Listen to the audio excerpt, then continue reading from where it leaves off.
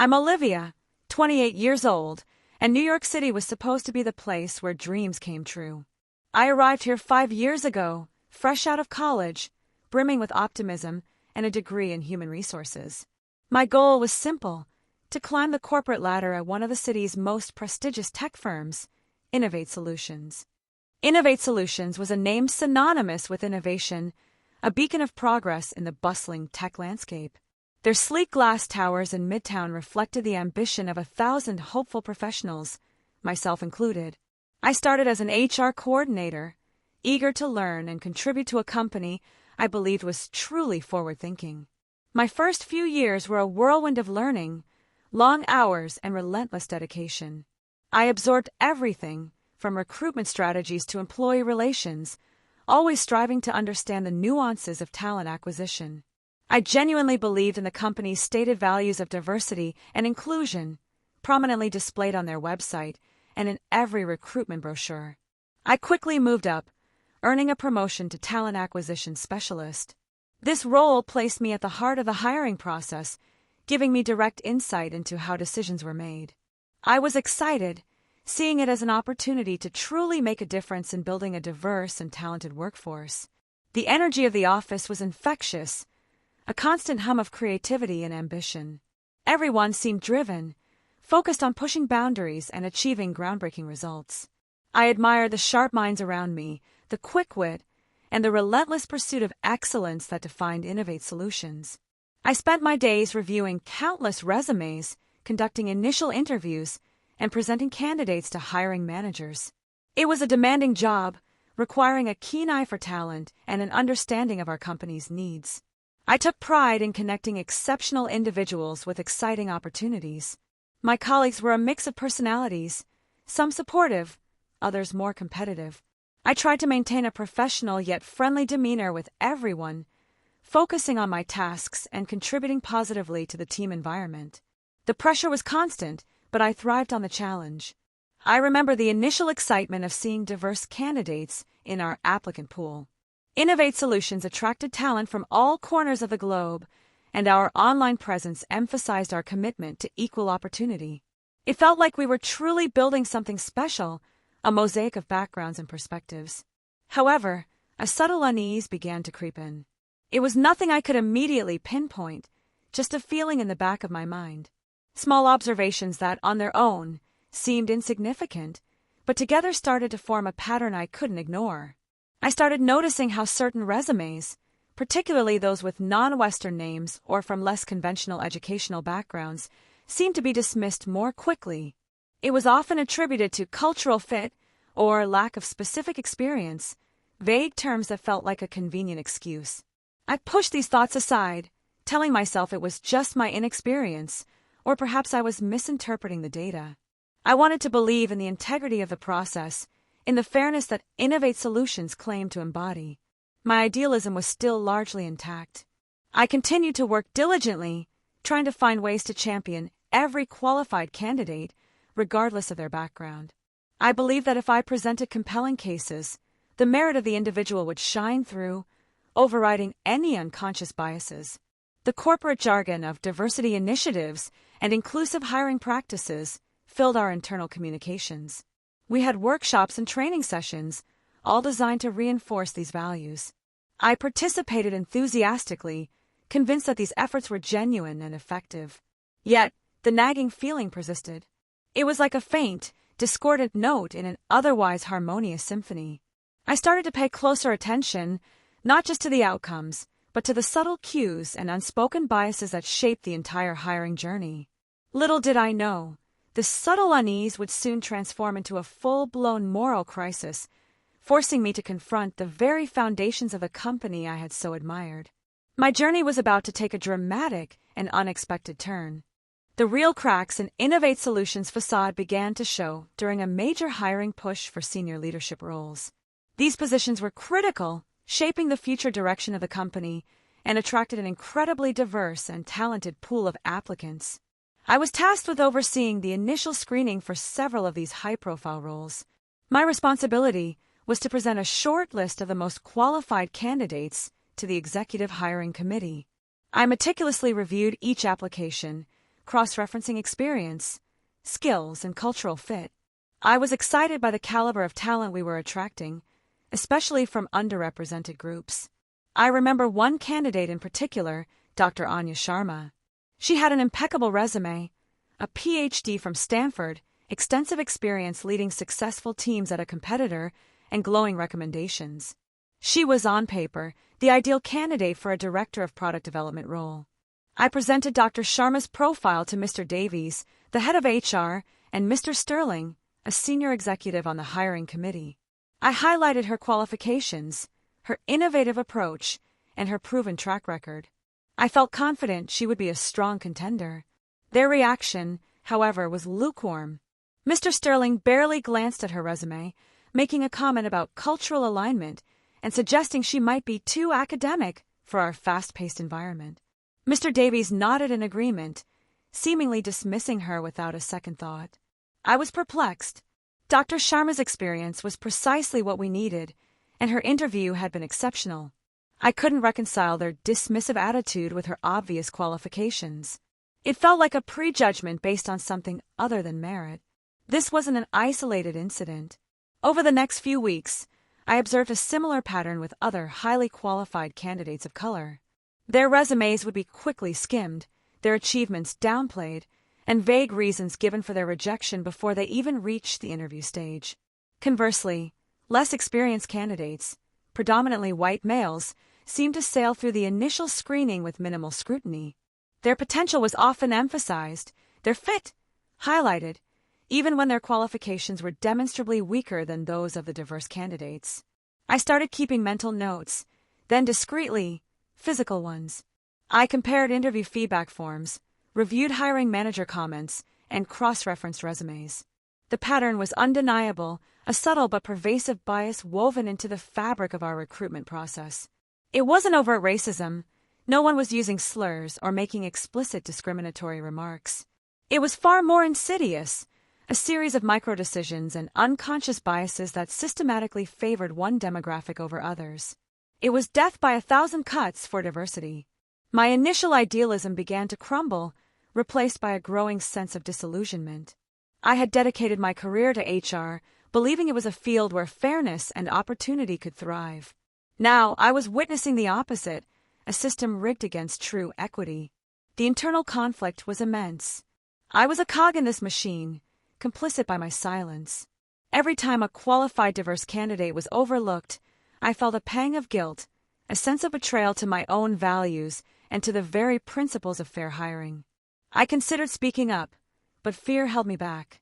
Innovate Solutions was a powerful company, and challenging its practices felt like career suicide. I had bills to pay, a life in New York to maintain, and a reputation to protect.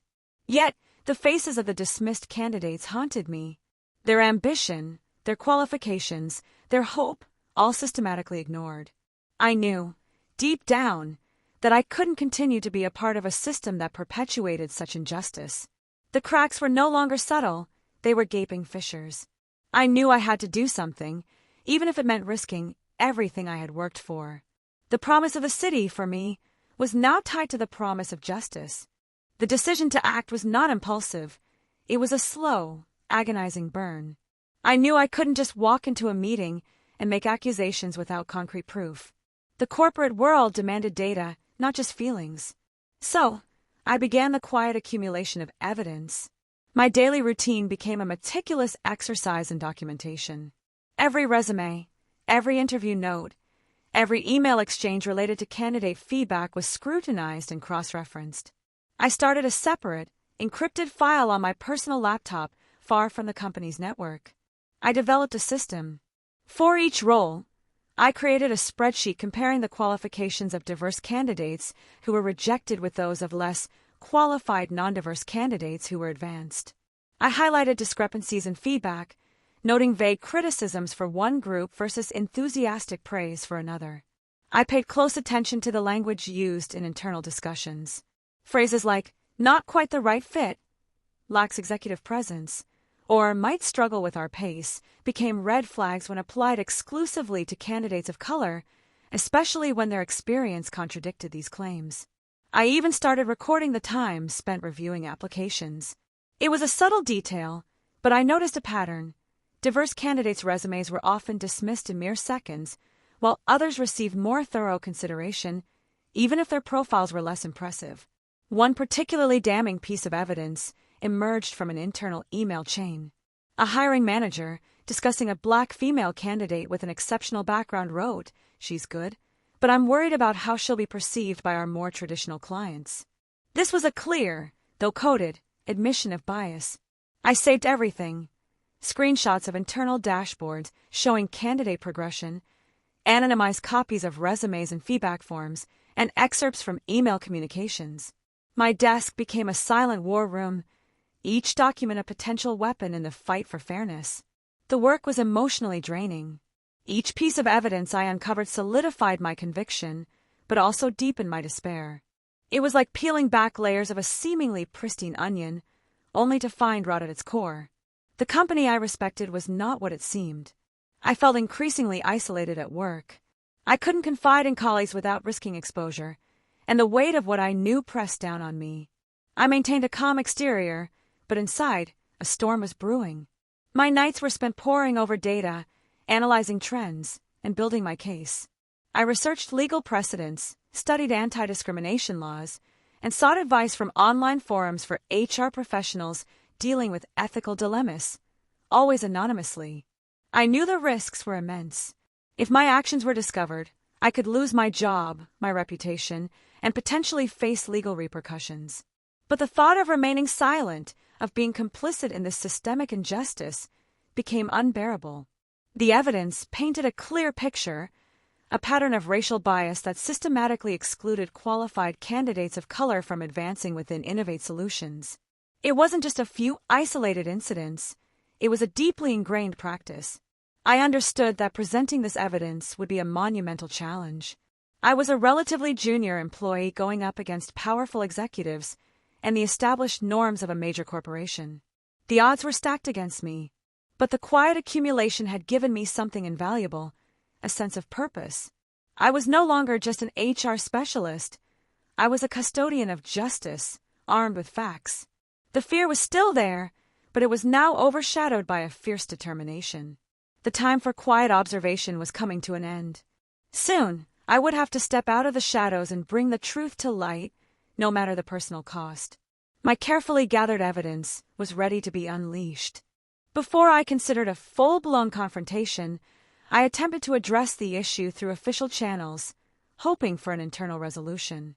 I scheduled a meeting with Mr. Davies, the head of HR, framing my concerns as opportunities for process improvement.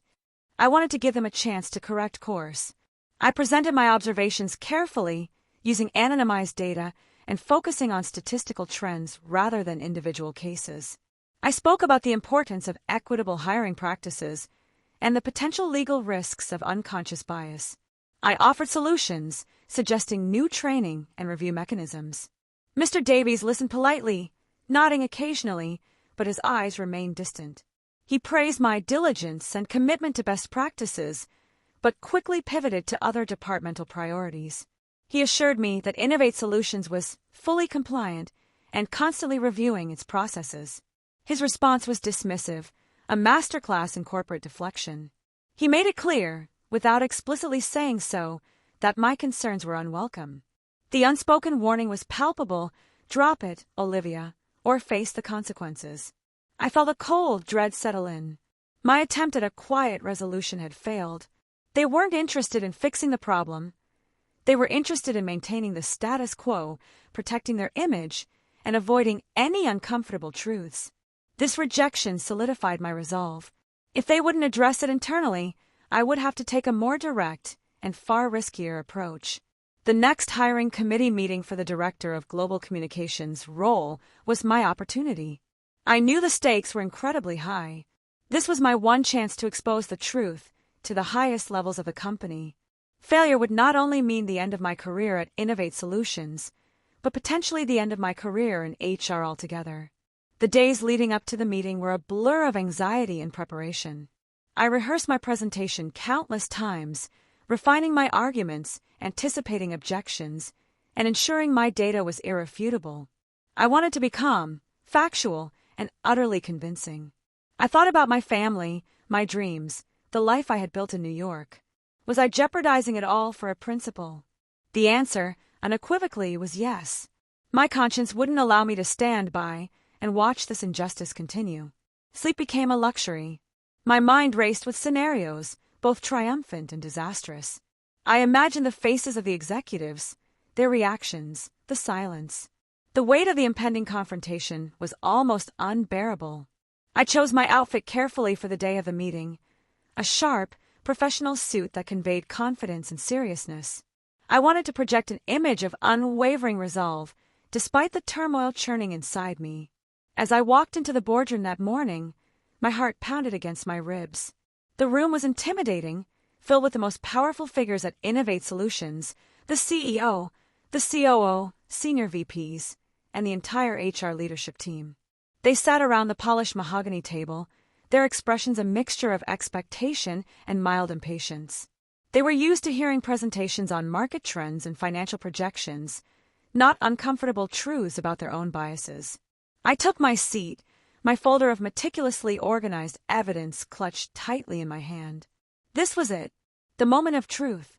The unspoken warning from Mr. Davies echoed in my mind, but I pushed it aside. I was no longer just Olivia, the HR specialist. I was Olivia, the truth teller.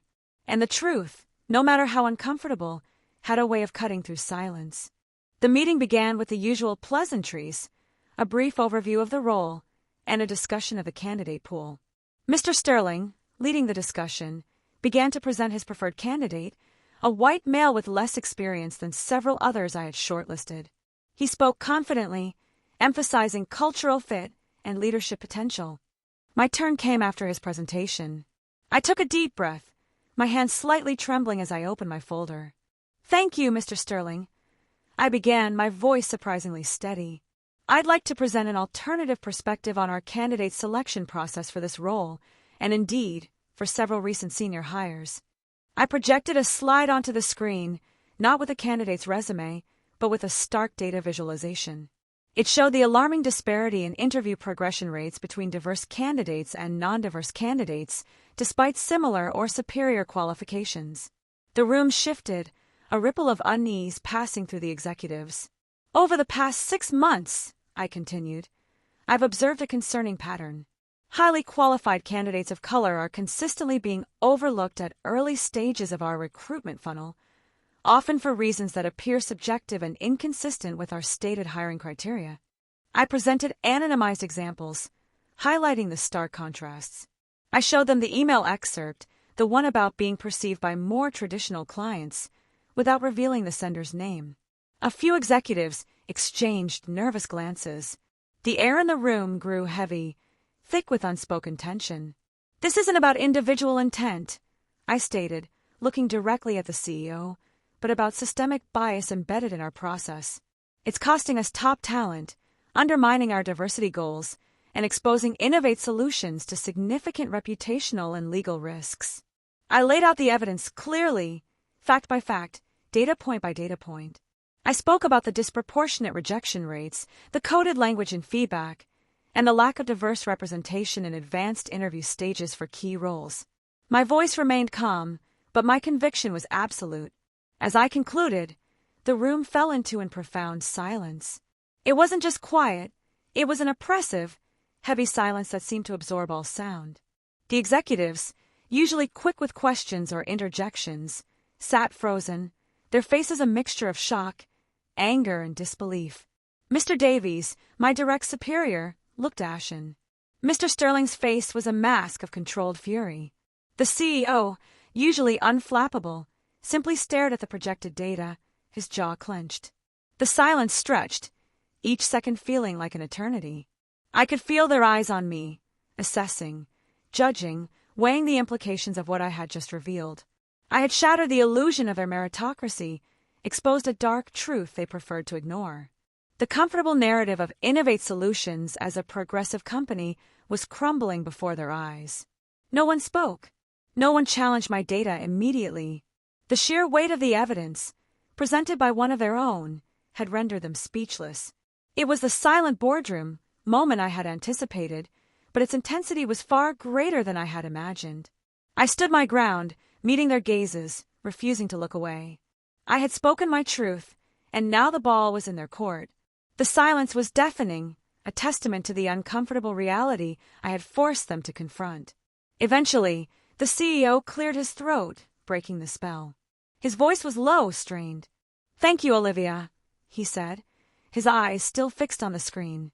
"We will review this thoroughly." The meeting was abruptly adjourned. I walked out of that boardroom knowing I had irrevocably changed something, both within the company and within myself. The silence had been broken, but the repercussions were yet to come. I braced myself for the inevitable storm. The storm arrived swiftly as expected. I was called into Mr. Davies' office immediately after the boardroom meeting. His usual corporate composure had vanished, replaced by a strained, almost panicked expression. He didn't even offer me a seat. "Olivia," he began, his voice tight, "what you did in there was completely inappropriate. You blindsided the entire executive team. This is not how we handle internal concerns at Innovate Solutions." His tone was accusatory, devoid of any empathy. I remained calm. "Mr. Davies, I attempted to raise these concerns through proper channels, as you know. My data is irrefutable, and the pattern of bias is clear. It was my duty to bring it to the attention of leadership." He scoffed. Your duty is to follow protocol, Olivia. You've created a massive disruption, undermined trust, and potentially damaged the company's reputation. This is a serious breach of professional conduct." He then delivered the blow I had anticipated. "Effective immediately, your employment with Innovate Solutions is terminated. We'll cite restructuring as the reason. Your final paycheck and severance details will be mailed to you." There was no negotiation, no discussion, just a cold, swift dismissal. My ID badge was deactivated on the spot, and I was escorted out of the building by security, my personal belongings already packed in a box waiting for me. Walking out of that gleaming glass tower, I felt a strange mix of emotions, a profound sense of injustice, but also a quiet relief. The weight of the secret I had carried was gone. I had spoken my truth, and now I was free, albeit unemployed. The news spread through the company like wildfire. My phone buzzed with messages from a few sympathetic colleagues, expressing shock and sadness, but most remained silent, afraid to associate with someone who had challenged the status quo. Social media, usually a source of connection, became a painful reminder of my isolation. I saw posts from former colleagues celebrating company achievements, while I was left adrift, my career seemingly derailed. The initial days were filled with despair. I had sacrificed everything for what I believed was right, and now I had nothing but a box of personal items and a tarnished professional record. The fear I had suppressed now surged to the forefront. I questioned my choices. Had I been too naive? Too idealistic? Should I have just kept my head down, like everyone else? The thought of starting over, of rebuilding my career from scratch, felt overwhelming. My apartment in New York, once a symbol of my independence, now felt like a cage. The city that promised dreams now seemed indifferent to my plight. The job market felt daunting, especially with a dismissal on my record. I spent hours replaying the boardroom scene in my mind, second-guessing every word, every action. The silence of the executives, their cold dismissal, it all felt like a personal attack, a validation of their power and my insignificance. But beneath the despair, a flicker of defiance remained. I had done the right thing. I had exposed a truth that needed to be heard. And that, I realized, was a victory in itself, even if it came at a tremendous personal cost. I knew this wasn't the end of my story. It was merely a painful, unexpected pivot. I had lost my job, but I hadn't lost my voice. And soon, that voice would find a new, more powerful platform. Just when I felt most alone, a lifeline appeared from the most unexpected source. A week after my dismissal, I received an anonymous email. The subject line was simply Innovate Solutions. My heart pounded as I opened it. The email contained a single, encrypted attachment and a brief message. "Olivia, what you did took immense courage. They dismissed you, but they didn't silence the truth. This might help."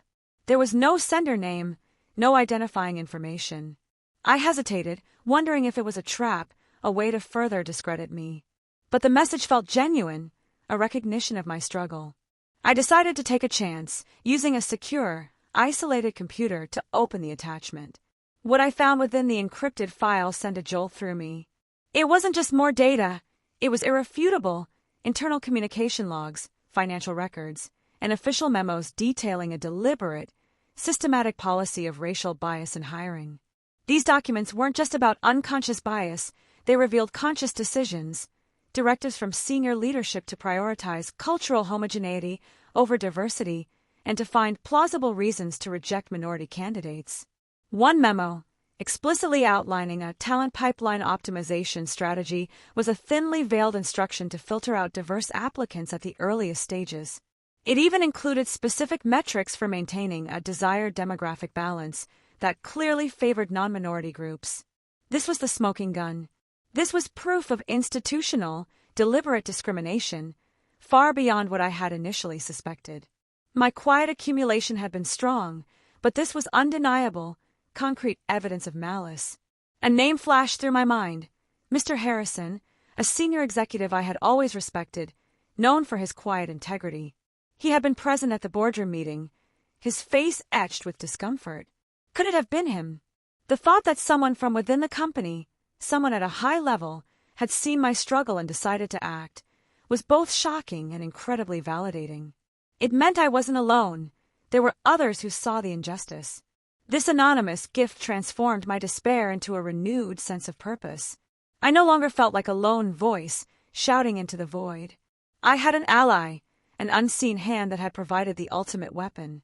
I immediately contacted a civil rights attorney recommended by a former law school friend. Her name was Anya Sharma, coincidentally the same name as the brilliant candidate I had championed. She listened intently as I explained everything. When I presented the new evidence, Anya's eyes widened.